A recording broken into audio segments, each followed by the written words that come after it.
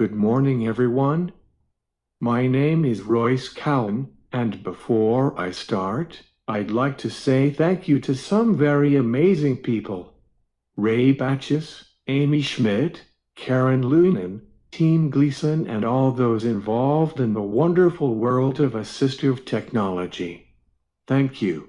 I'm very honored to be accepting the Stephen E. Sally Assistive Technology Award of Excellence for an Assistive Technology User in 2017. I guess you could say that my pathway towards this award began right here, in this very hotel. Attending college in Wilmington introduced me to a lot of good people. Two of those people became some of my best friends during that time period, in the early years of the 21st century. As time crept forward, two of my friends fell in love, and do what lovers do, they got married. So, we did what friends do, we came to town to eat, drink, dance, and celebrate.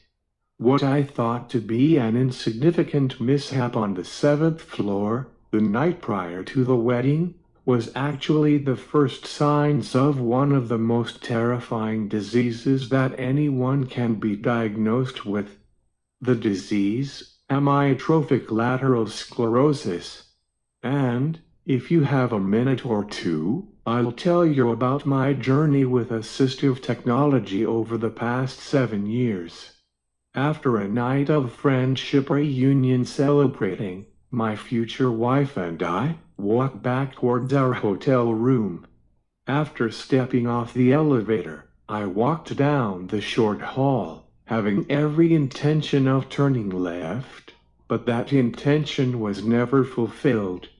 I caught a toe and fell headfirst, smack, straight into the wall. It seemed funny at the time. Had I known it was more complicated than a drink-induced tumble, I probably wouldn't have been amused. A year or more passed before I had progressed enough to get diagnosed. I handled it well as one could expect. What I didn't handle well was the day I had to get fitted for an FO, foot orthotic. It is such a devastating experience. Realizing that you are not going to be the same ever again.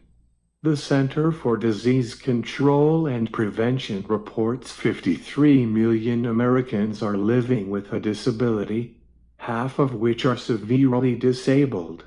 53 million. That is the entire population of North Carolina, times 5. With such a large number of the population of America being disabled, you would think that assistive technology would be advanced, widely known of, and have government funding. ALS is a disease that takes people through the entire range of disabilities. For the vast majority of us, we can't afford the assistive technology that is even available. People are having to choose between keeping their homes, sending children to college, staying married, or so many other awful choices, or paying for life-enabling technology. As I sit in a nursing facility room, divorced, with my 5-year-old daughter moving out of state, I wonder just how many people out there are worse off than me.